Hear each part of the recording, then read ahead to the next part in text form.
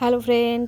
তো আমি ফাইনালি মাসির বাড়িতে চলে এসেছি কালী পুজো মাসির বাড়িতে।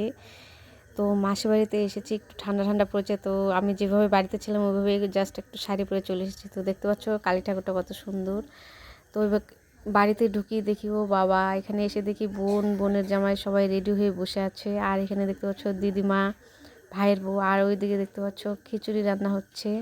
আর এদিকে সবাই এই যে বোন বসে আছে, আর ওইখানে দাদু বসে আছে।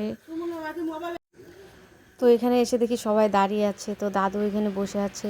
তো সবাই আমাকে বলছে, হাই ব্লগ করছিস নাকি? তো আমি বললাম হ্যাঁ, একটু মাসির বাড়িতে আসলাম, তাই সবাইকে দেখায়। তো এখানে এটাই হচ্ছে আমার দিদিমা, আর এটা হচ্ছে ছোট বোন, মাসির মেয়ে, ছোট বোন। আর এটাও হচ্ছে আমার মাসির মেয়ে, আমার বোন। আর ওই যে আমার ছেলে বসে আছে। আর এগুলো হচ্ছে সব আমার আত্মীয়। আর ওই যে হচ্ছে আমার ভাইয়ের বউ, তো ভাস্তিকে কোলে নিয়ে বসে আছে। আর বাড়িতে সেই রকম এখনও লোকজন হয়নি, কারণ আমরাই এখনই আসলাম সবাই। কারণ মাসির বাড়ি অনেক দিন থেকে যাওয়া হয় না। তো আমি সবার সাথে আলোচনা করছি, গল্প করছি যে আর কি বলবো তোমাদের।